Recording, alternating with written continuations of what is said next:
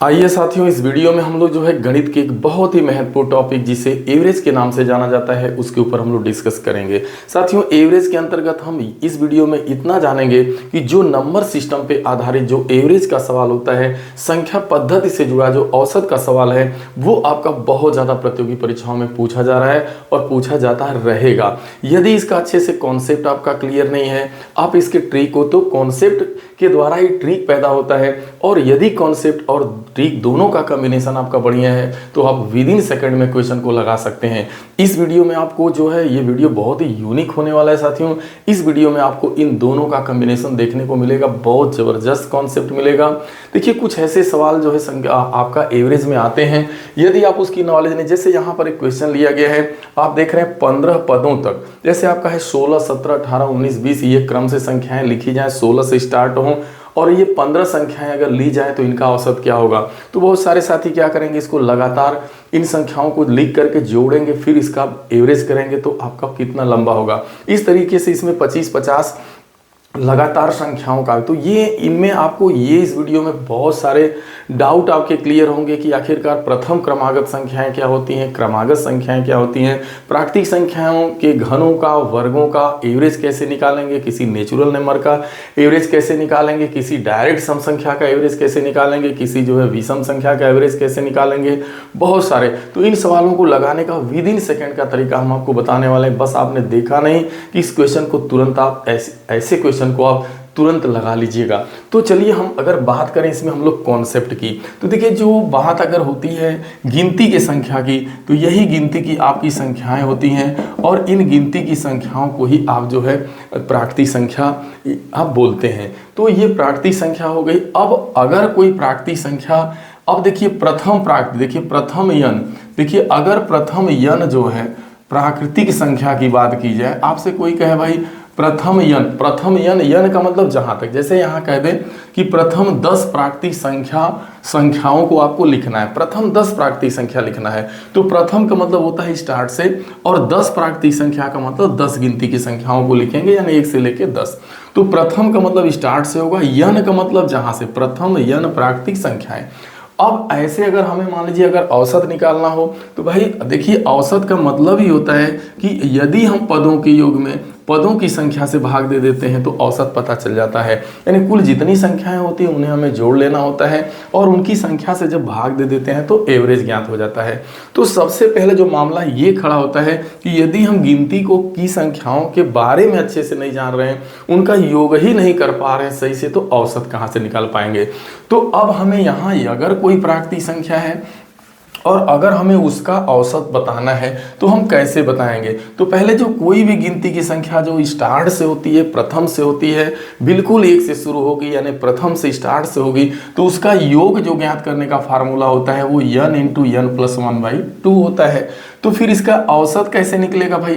अब देखिए जितने संख्याओं के बारे में n × n + 1/2, जितनी संख्याओं का आपने योग किया है, अगर उस योग में आप उतनी ही संख्याओं से आपने भागा दे दिया, यानी जितने नंबर हैं उसी से भागा दे देंगे, तो फिर उसका एवरेज आ जाएगा। यानी यहाँ जो n है अगर इसमें उतने ही n से भाग दे देंगे तो इसका मतलब यहाँ एक आपका एवरेज का फार्मूला बन गया कि किसी भी गिनती की संख्या का अगर लगातार वो है स्टार्ट से है, उसका औसत बताना है, तो बस आपको n + 1/2 कर देना है। जैसे आपसे कोई कहे कि 1 से 50 तक की जो संख्याएं हैं इनका आपको औसत बताना है, तो भाई 1 से 50 तक की संख्या का आपको औसत बताना है, तो बस यहाँ n का मान कितना है, 50। अब आप औसत बताना है, हम जोड़ने क्यों जाएंगे, हमें योग पता है, हम डायरेक्ट औसत का इस ट्रिक का इस्तेमाल कर देंगे कि n + 1/2 यानी 50 में आप 1 जोड़ेंगे, अब बाई 2 करेंगे, जितना आएगा वही आंसर हो जाएगा। तो इस तरीके से हो गया कि किसी भी गिनती की संख्या का आपको औसत निकालना है जो प्रथम से हो। अब देखिए यहाँ जो मामला है वो प्रथम से नहीं है, अब गिनती की संख्या है जब क्रमागत आए, प्रथम ना आए, स्टार्ट से ना आए, तो फिर कौन सा फार्मूला होगा, आपको वीडियो में बने रहना होगा। अभी हम लोग बात कर रहे हैं गिनती की संख्या। अब देखिए गिनती की संख्याएं भी 2 होती हैं, एक इसमें देखिए होती है आपकी सम संख्या और दूसरी होती है आपकी विषम संख्या। देखिए जब हम सम संख्या की बात करते हैं तो सम संख्याओं का योग जो होता है, अगर कोई गिनती की संख्या है लगातार सम संख्याओं का प्रथम, यानी एक चीज ध्यान देना है, यह जो फार्मूला है जैसे 2 है, एक संख्या 2 है, उसके बाद वाली 4, 6 8 10 इस तरीके से, यानी प्रथम अगर बात की जाएगी प्रथम n सम संख्याओं के योग की, सम संख्याओं के अगर योग की बात की जाए, औसत नहीं पहले योग जानिए, तो वो फार्मूला होता है n into n plus one होता है। यानी इसका जो फार्मूला होता है वो आपका n into n plus one होता है। और यहीं अगर विषम की बात की जाएगी, प्रथम n विषम संख्या के योग की बात होगी तो उसका होता है n स्क्वायर। चूंकि जब हम औसत निकालने चलते हैं तो करते क्या है, देखिए सम संख्या के योग का फार्मूला ये है, तो अब जितनी संख्या, देखिए योग का फार्मूला ये है, लेकिन अगर उसमें हम जो है संख्या से भाग दे देंगे तो हमारा औसत आ जाएगा।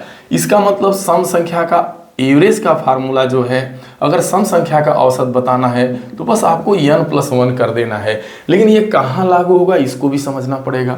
अब अगर हम विषम की बात करेंगे तो विषम का जो फार्मूला होता है योग का, वो होता है आपका, विषम का जब बात करेंगे तो उसका योग का फार्मूला होता है n स्क्वायर। इसका मतलब औसत निकालेंगे तो फिर n से भाग देंगे, यानी n होता है। तो इस तरीके से आप देख पा रहे हैं कि सम संख्या का जो औसत है वो n प्लस वन है और विषम संख्या का औसत जो होता है वो सिर्फ n होता है। लेकिन अब इसका मतलब ये समझना है यह किस स्थिति में यह फार्मूला लगेगा।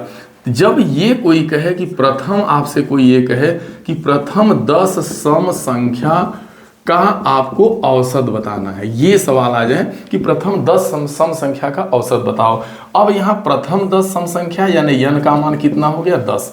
अब सम संख्या का औसत बताना है तो फार्मूला क्या है भाई n प्लस वन, यानी n का मान 10 में एक जोड़ देंगे, औसत 11 हो गया। ये तब जब प्रथम n से रहेगा तब, यानी शुरू से सम संख्या का योग बताना है, जितना तक कह रहा है, जैसे प्रथम 10 सम संख्या का योग बताइए, प्रथम 20 सम संख्या का, जो भी जितना तक पूछ दे, लेकिन प्रथम शब्द होना चाहिए तभी ये फार्मूला काम करेगा। और बाकी अगर वही विषम की बात है, अगर आपसे कोई कह देता कि प्रथम 10 विषम संख्या का औसत बताना है तो प्रथम 10 विषम संख्या का औसत क्या होगा भाई, प्रथम 10 विषम संख्या का औसत क्या होगा, n होगा, यानी 10 ही होगा। अगर प्रथम 10 विषम संख्या का योग बताना कितना होगा, 10 होगा, आपको बताना है। तो ये फार्मूले कहाँ कहाँ काम करेंगे, ये भी देखिए। यह भी है कि प्रथम n प्राकृतिक संख्याओं का औसत बताना है तो n plus one by to. प्रथम जो है n सम संख्या का औसत बताना है, सम तो औसत तो n प्लस वन करेंगे। प्रथम n विषम संख्या का औसत बताना है तो n करेंगे, ये ध्यान में रखना है। अब देखिए जो गिनती की संख्याएं होती हैं इनके वर्गों का, अब देखिए इनके वर्गों एवं घनों का औसत भी निकालना होता है। तो देखिए अगर कोई संख्या है इसके वर्गों का योग, देखिए संख्या का योग क्या होता है, प्रथम n संख्या का जो योग है formula n plus one by two, अभी आपने देखा n into n plus one by to.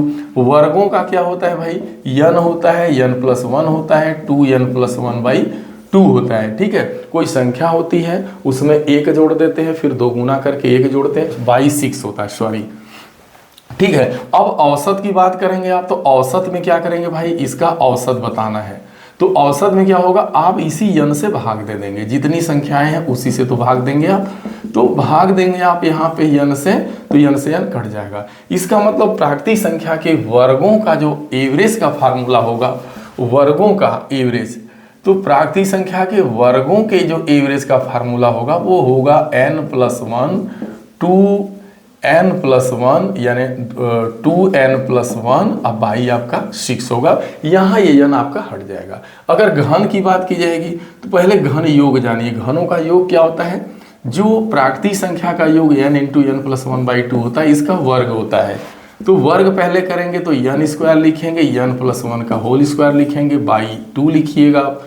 लेकिन जब औसत की बात करेंगे तो औसत में क्या होगा भाई, n स्क्वायर होगा, n प्लस वन का होल स्क्वायर होगा और 2 इंटू n से n कटेगा। इसका मतलब कि घनों का जो औसत होगा, प्राकृतिक संख्या के घनों का जब औसत बताना है तो उसका फार्मूला होगा n into n plus one का whole square, n plus one का होल स्क्वायर बाई 2। तो इस फार्मूले का आप प्रयोग करेंगे घन के लिए, घन का औसत के लिए, वर्ग के औसत के लिए आप इस फार्मूले का प्रयोग करेंगे। तो ये इस पर सवाल भी हैं, जैसे यहाँ पे इन दोनों क्वेश्चनों पर जो रिलेटेड क्वेश्चन है उसको हम लोग इसी जगह देख लेते हैं।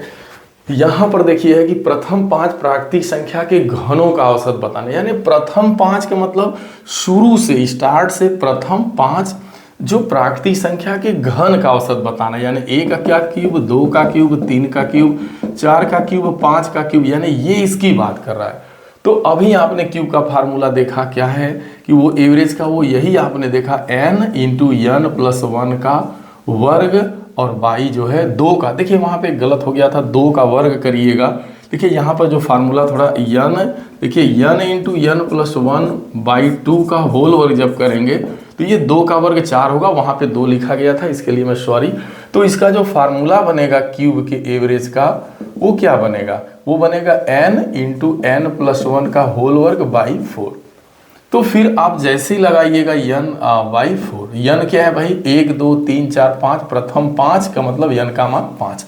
अब यहाँ 5 लिखना है, 5 में 1 जोड़ना है 6, 5 में 1 जोड़िएगा 6 होगा, 6 का वर्ग करेंगे तो 36 होगा, और यहाँ 4 4 9 36 और 9 बचे आपका कितना हो गया 45। ये आपका आंसर हो जाएगा। ये आपका एसएससी सीजीएल 2023 में ये देखिए लिखा एसएससी सीजीएल 3/3/2023 के फर्स्ट शिफ्ट में पूछा गया क्वेश्चन है। तो कहने का मतलब आपको जब फार्मूला पता है, ट्रिक पता है, तो आप इस्तेमाल कर लीजिएगा, वरना ये तो छोटा सवाल है, आप जोड़ के भी कर सकते हैं, लेकिन यदि ये बड़े क्वेश्चन आएंगे तो फिर आपको ट्रिक का इस्तेमाल करना पड़ेगा। ठीक है, ये भी क्वेश्चन हो गया। अब देखिए एक वर्ग वाला पूछा गया है, पहली 15। अब देखिए पहली या प्रथम, तो पहली 15 पूर्ण वर्ग संख्याओं का, तो 15 का तो पहली 15 पूर्ण वर्ग संख्या है, ठीक है ना, ये है, यानी पूर्ण वर्ग जो वर्ग के, जैसे मान लीजिए आपका 1 का वर्ग, 2 का वर्ग, 3 का वर्ग, 4 का वर्ग, ऐसे 15 तक के वर्ग। तो प्रथम पहली 15 पूर्ण वर्ग संख्याओं का औसत बताना है, तो यहाँ n का मान 15 हो जाएगा। अब वर्गों का देखिए, वर्गों का एवरेज कैसे निकलेगा, संख्या के वर्गों का एवरेज।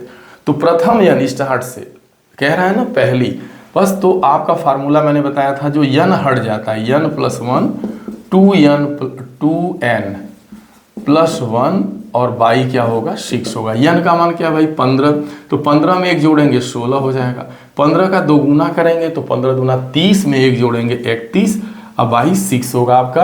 अब इसे आपको क्या करना होता है, हल करना है। जब आप हल करिएगा जो आपका आंसर आएगा वो आपका हो जाएगा, ठीक है। लेकिन यहाँ पे ध्यान रहे पहली 15 पूर्ण वर्ग संख्या है, ठीक है ना। पूर्ण वर्ग संख्या मतलब जिसका वर्गमूल निकल सके, जैसे 1 का वर्ग, अब 1 का वर्ग, 2 का वर्ग क्या है 4, ऐसे। तो अब इसे सॉल्व कर लेंगे, जो इसका आंसर आएगा वो आपका हो जाएगा, ठीक है। इसे आपको हल करने की जरूरत है, ठीक है। अब हम लोग नेक्स्ट चलते हैं। नेक्स्ट पे बात करना है, आप देखिए प्राकृतिक सम संख्या का औसत कैसे ज्ञात किया जाएगा, विषम संख्या का औसत के लिए किस फार्मूले का प्रयोग करेंगे, और जो है क्रमागत गिनती की संख्या के लिए कैसे करेंगे, ये सारे आपके क्लियर हो गए। अब बात आती है जो है यहाँ पर, आप जरा ऐसे क्वेश्चन को देखिए, जैसे इस सवाल को देखो आप 15 पदों तक लिखा है आपका कि 15 पदों तक 16 17 18 19। अगर ये इस तरीके, जैसे देखो ये कह रहा है कि भाई आपको 16 17 और 18 19 इस तरीके से कह रहा है 15 पदों तक की संख्याओं का आपको औसत बताना है, क्या होने वाला है, ठीक है। तो इसका मतलब ये देखिए 16 से शुरू हो रहा है, 16 के बाद 17 आ रहा है, 17 के बाद 18, 18 के बाद 19। तो ये ध्यान देना है कि ये दरअसल संख्याएं आपकी क्रमागत हैं। तो ये क्रमागत, देखिए जो प्रथम क्रमागत का मतलब क्या है, मैंने बोला था इसका अंतर आपको समझने को मिलेगा। प्रथम क्रमागत का मतलब बिल्कुल स्टार्ट से होगा, जैसे कोई गिनती की बात करेगा कि प्रथम क्रमागत जो है प्राकृतिक संख्या, इसका मतलब वो 1 से शुरू होगी। और अगर क्रमागत संख्या की बात होगी तो वो क्रमागत संख्या आपकी कहीं से भी हो सकती है, वो बीच से कहीं से शुरू होगी लेकिन क्रम से होगी। एक चीज भी ध्यान देना है कि जो हमारी गिनती की संख्याएं होती हैं वो क्रमागत तभी मानी जाएंगी जब उनके बीच 1 का अंतर हो। क्रमागत 2 सदस्यों को आप लोग 2 संख्याएं लीजिए पास वाली, उनमें अंतर 1 का, जैसे 16 1 17, 17 में जोड़ेंगे 18, 18 में जोड़ेंगे 19। और अगर वही हम सम विषम संख्या की बात करेंगे, जैसे मान लीजिए 2 है 4 है 6, या मान लो 20 से कहीं से ले लो आप, 8 ले लीजिए, 10 ले लीजिए, 12 ले लीजिए, 14। तो यहाँ आप अंतर देखेंगे तो 2 2 का है। तो सम हो या विषम हो, जैसे मान लीजिए 7 है 9 है 11, इनमें अंतर आप 2 2 का पाएंगे। तो सम संख्या हो या विषम संख्या हो, क्रमागत सम या विषम संख्या क्रमागत तभी मानी जाएगी जब उसके बीच 2 का अंतर होगा। और वो गिनती की संख्या कोई क्रमागत तब मानी जाती है, कोई काउंटिंग नंबर क्रमागत नंबर की कैटेगरी में तभी आता है जब उसके बीच अंतर 1 का हो। तो ये आपको अच्छे से क्रमागत का मतलब समझ में आ गया।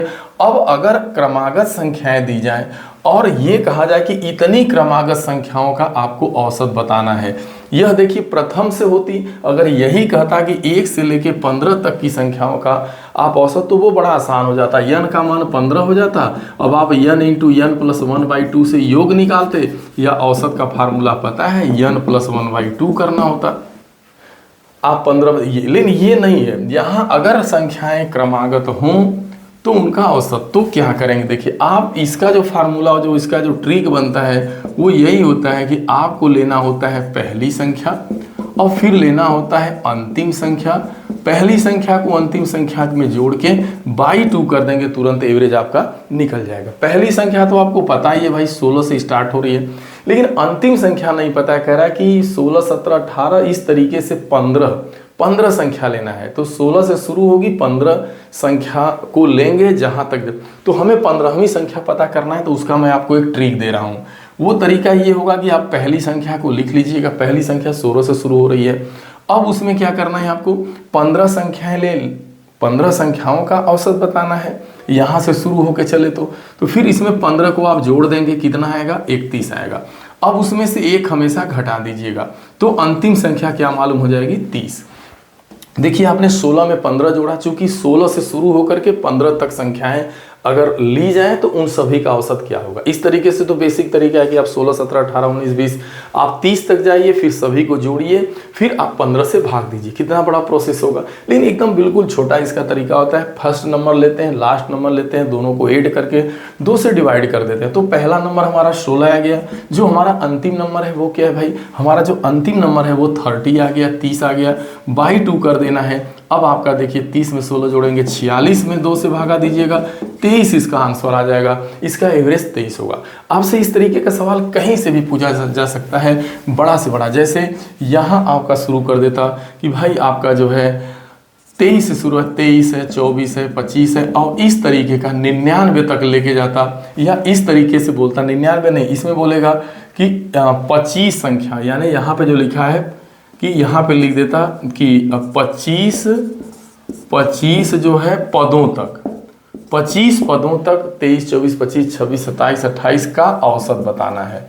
ठीक है, तो इतने पदों का आपको औसत बताना है। लेकिन यहाँ एक खासियत होगी कि यहाँ जो संख्याएं होंगी वो बिल्कुल की बिल्कुल आपकी क्रमागत होगी। अभी मैं सम की भी बात करूंगा, अभी विषम की भी बात होगी। ठीक है, तो ध्यान में रखना है कि ये क्रमागत है। तो अब ये क्रमागत है पता चल गया, तो पहली क्या है भाई 23 है। अब आपको पता करना है इस तरीके से 25 पद लेने हैं आपको, तो 25वां पद क्या होगा ये पता करना है। तो करेंगे क्या, 23 में आप 25 क्या करेंगे, जोड़ देंगे, तो 5 3 8 हो जाएगा, 2 2 4 48 हो जाएगा। अब क्या करिएगा, इसमें से 1 घटा दीजिएगा, तो 47, यानी वो जो नंबर होगा 25वां वो 47 होगा। तो 23 में 47 को जोड़िएगा, 2 से भाग दे दीजिएगा, जो आएगा वो आपका आंसर होगा। तो ये इस टाइप का क्वेश्चन अब देख रहे हैं, यह एसएससी जीडी 15/2/2019 में ये शिफ्ट नंबर 1 में आपका पूछा गया सवाल है। तो जब भी ऐसे क्वेश्चन आएंगे इस टाइप के पदों वाले आए, संख्या क्रमागत हो, तो आप इसी का इस्तेमाल करेंगे। अब आइए एक बहुत यूनिक सवाल यहाँ पे है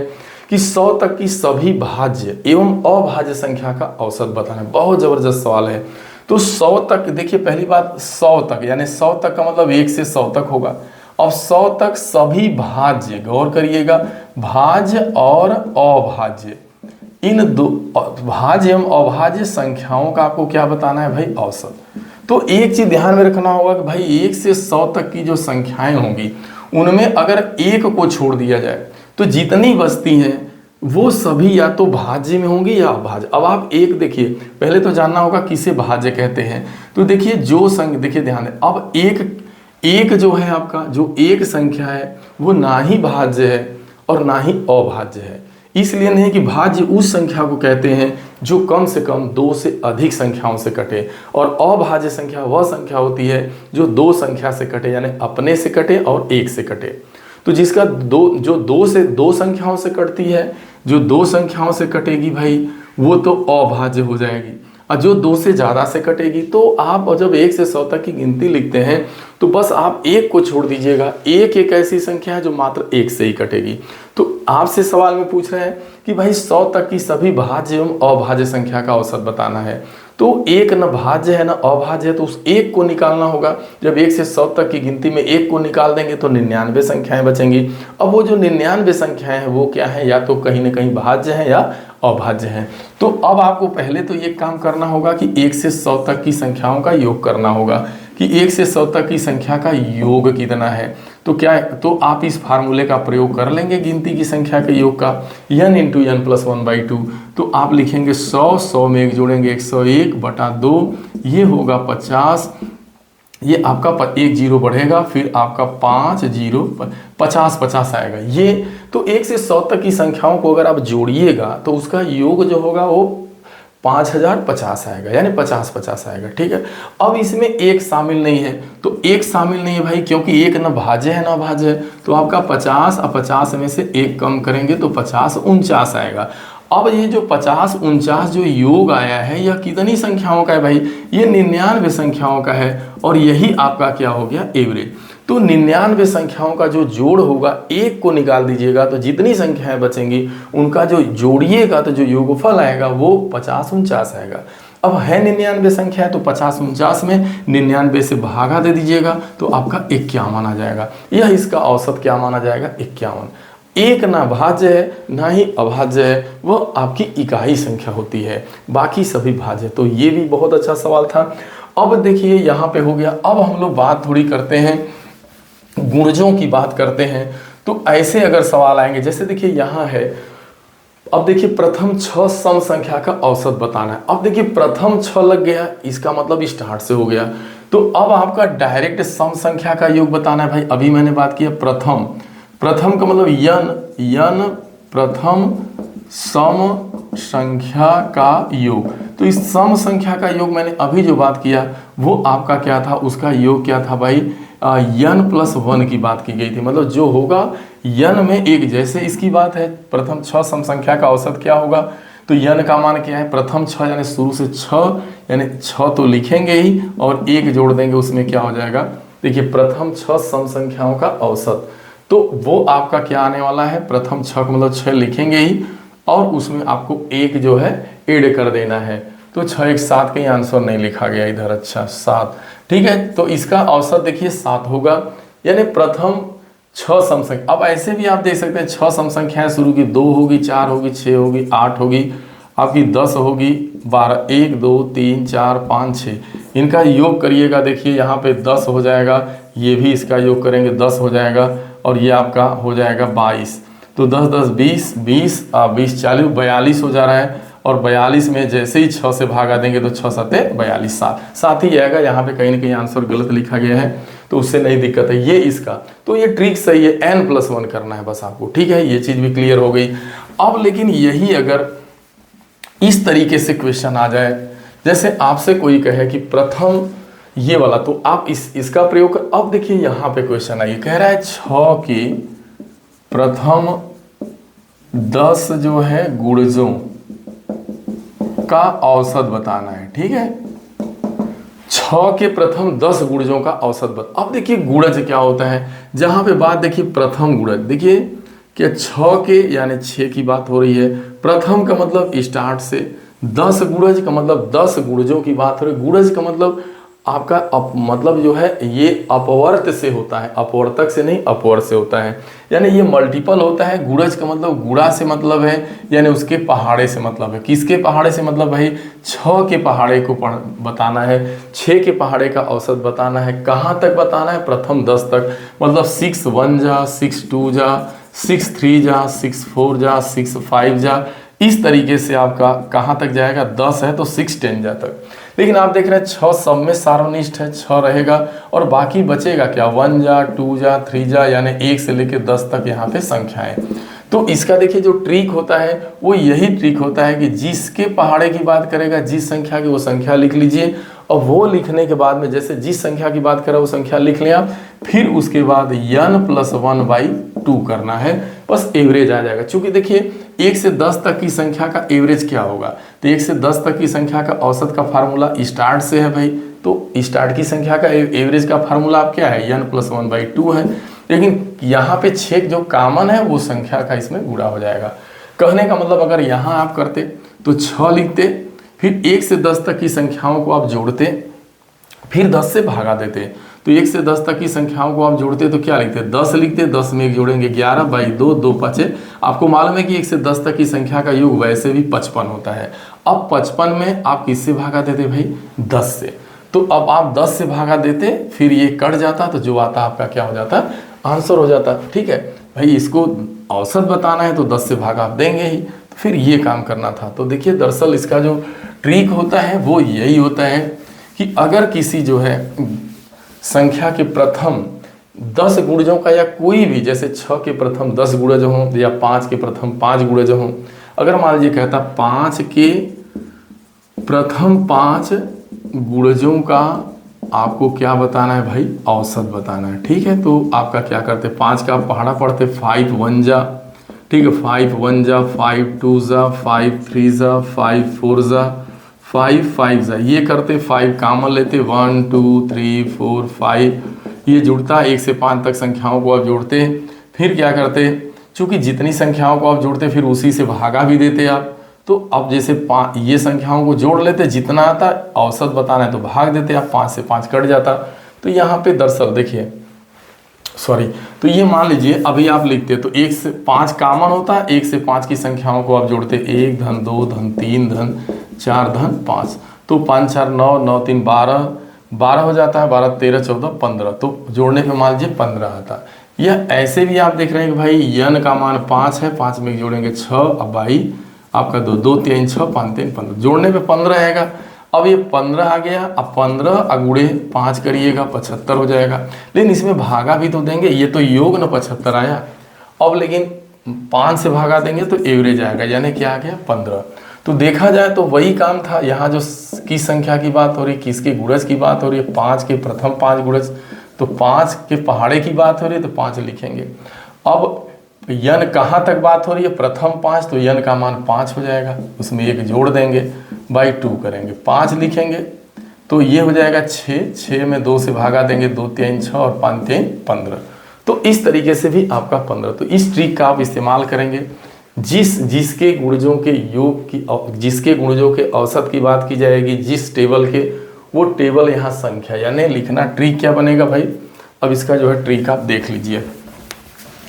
तो इसका जो ट्रिक बनेगा वो आपका बनेगा संख्या लिख लेंगे आप, संख्या लिखेंगे, गुणे लिखेंगे आप n+1, अब भाई आप क्या लिखेंगे 2, बस ये करना है आपको।